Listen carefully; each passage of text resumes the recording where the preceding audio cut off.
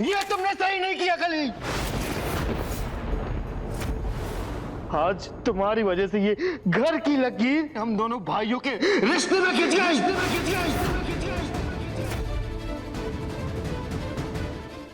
गोलू जी, हमने जो कुछ भी किया आपके और गौरी के भलाई के लिए किया। हम नहीं चाहते थे आपका व्यापार में नुकसान।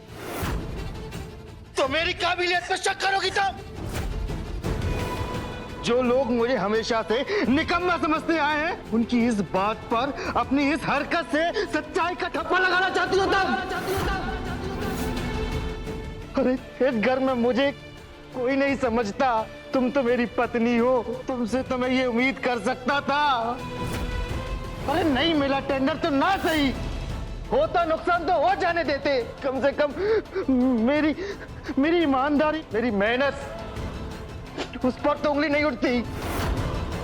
तुमने सब खत्म कर दिया कली, सब बर्बाद कर दिया।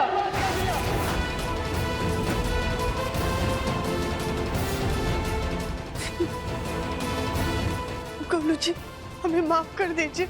हमें आप पर पूरा भरोसा है। आपको शर्मिंदा करने का हमारा कोई इरादा नहीं था, पर गोलू जी,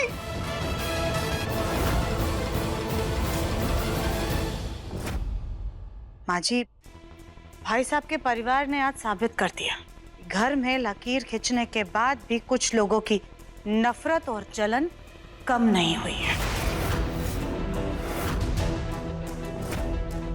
घर में बराबरी के 2 हिस्से करवाने के बाद भी कुछ लोगों को ना सुकून मिला है और ना ही संतुष्टि। कुछ लोग हमारे मुन्ना के पीछे हर वक्त पड़े रहते हैं, लेकिन हम अब अपने मुन्ना पर और काली नजर नहीं पड़ने देंगे। उसे इन सब से बचाने के लिए हमने एक स्थायी का हल सोचा है। बस उसके लिए हमें आपकी मंजूरी चाहिए। माँ बाप बच्चों के लिए भले अपनी जान तक दे दे, फिर भी उनके लिए कम पड़ेगा। मैंने तुम लोगों की खुशी के लिए अपनी जिंदगी के टुकड़े कर दिए, 2 हिस्से कर दिए, पर फिर भी तुम लोगों को संतोष ना दे पाई। तो अब जो तुम लोग चाहते हो वही करो, क्योंकि ना ही तो मेरी अब लड़ने की ताकत है, ना ही तुम लोगों को एकजुट होते देखने की ख्वाहिश है। तुम लोग आजाद हो, आजाद।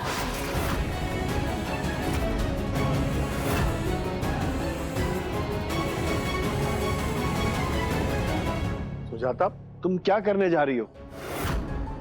इस सवाल का जवाब आपको बहुत जल्द मिल जाएगा भाई साहब।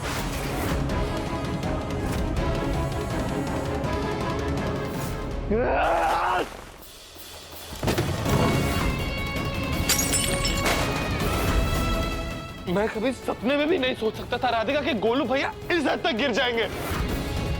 ये उम्मीद नहीं थी मुझे उनसे।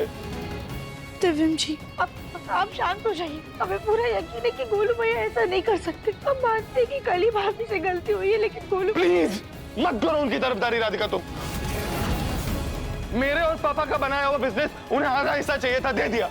इस घर का आधा हिस्सा चाहिए था, दे दिया। हमारी बेटी तक दी थी उनको राधिका। अगर हम गौरी को अनाथ आश्रम से घर पे लाते ही नहीं तो उन्हें पता कहां से चलता कि गौरी उनकी बेटी है। गोलू भैया इस हद तक गिर गए राधिका, मैं सोच भी नहीं सकता। सब कुछ बर्दाश्त कर सकता हूँ राधिका, लेकिन चोरी चकारी नहीं बर्दाश्त कर सकता मैं।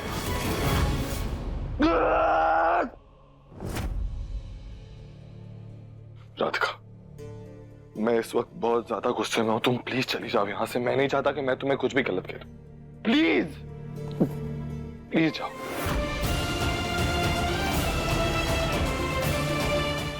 पहले तो माँ जी और ताई जी में ही मनमुटाव चल रहा था, और अब गोलू भैया और दिव्यम जी के मन भी इकट्ठे हो गए। इसे रोकिए भोलेनाथ, हमारी मदद कीजिए।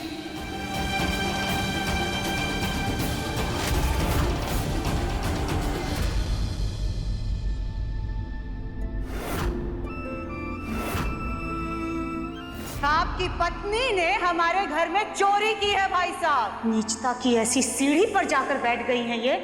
अब इन्हें अपनी जेठानी कहने में भी हमें शर्म आ रही है। सच को नजरअंदाज करना मुश्किल होता है गोलू भैया, मुझे यकीन नहीं होता। हमारे रिश्ते सौदा कर दी, सौदा कर दी, सौदा कर दी।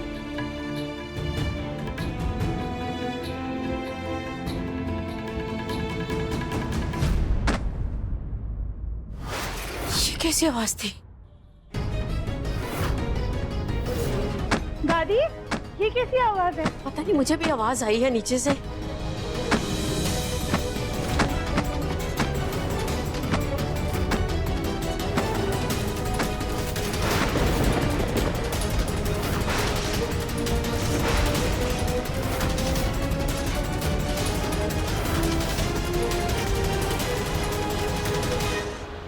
और आप देखिएगा, दीवारें ईंट अच्छे से जुड़ी होनी चाहिए। सुजाता, ये सब क्या हो रहा है?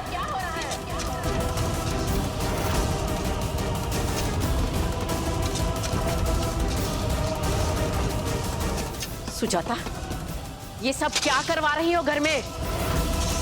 हम वही करवा रहे हैं माँ जी जो शायद बंटवारे के वक्त आपको करवाना चाहिए था। जब लोगों के दिलों में पहले ही नफरत की दीवार उठ चुकी है, तो जमीन पर खींची गई लकीरें भी फीकी हैं।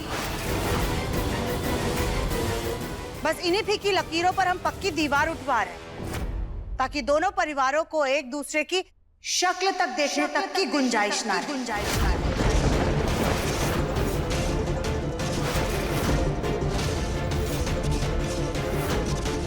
अब ना ही एक दूसरे की जिंदगी में किसी की दखल अंदाजी होगी और ना ही ईर्ष्या लोगों को इंसानियत भूलने पर मजबूर करेगी। नहीं माँ जी, ये गलत है। हमारे घर के बीचों बीच दीवार, ये सही नहीं है। प्लीज रोकिए ये सब। अब तुम हमें सिखाओगे कि क्या सही है क्या गलत है। जितनी तुम्हारी उम्र नहीं है ना, उससे कई ज्यादा साल हमने अकेले इस घर को संभाला है। इसलिए हमें बहुत अच्छे से पता है कि हमारे घर के लिए क्या सही है क्या गलत। तुम कल की आई हुई लड़की अगर हमें ये नहीं समझाओगी तो बेहतर होगा। और आज जो इन्होंने हमारे मुन्ना के इतने जरूरी पेपर्स चुराए, कल को क्या पता कोई कीमती जेवर, कोई कीमती गहना देख करके वो चुरा ले, या पैसों के लालच में अंधा होकर के हमारी जान लेने पर उतारू हो गए तो?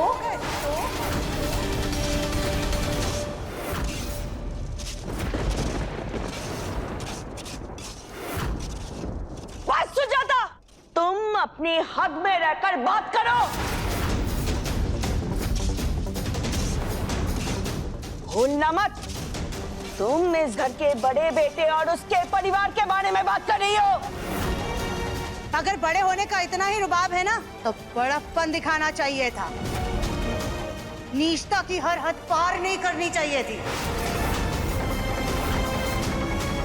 और हमें हमारी हद बताने से बेहतर है कि आप अपनी नीयत को हाथ में रखिए। सुजाता, मैं कुछ नहीं बोल रही हूँ, इसका ये मतलब नहीं है कि तुम बकवास पे बकवास करते जाओगी। आपने खुद को कुछ बोलने के लायक छोड़ा ही कहाँ है? क्योंकि आज आपने जो हरकत की है ना, उसके बाद तो आपको चुल्लू भर पानी में डूब मरना चाहिए।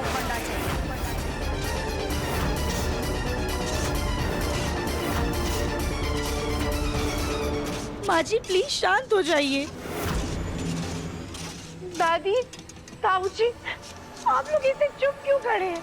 आप समझाइए ना, घर में छोटे मोटे झगड़े तो होते रहते हैं, लेकिन ताई जी और माँ जी अपने रिश्ते को जड़ से खत्म कर रही। प्लीज इन्हें रोकिए, समझाइए इन्हें कि ऐसे रिश्तों में दरार लेकर ना आए। क्या बोलूं बेटा, किससे बोलूं? यहाँ तो मेरे घर में ही मेरी इज्जत नहीं है और मेरे घर वालों ने इतनी बेइज्जती कराई है कि मेरे मुंह में ताले लग गए।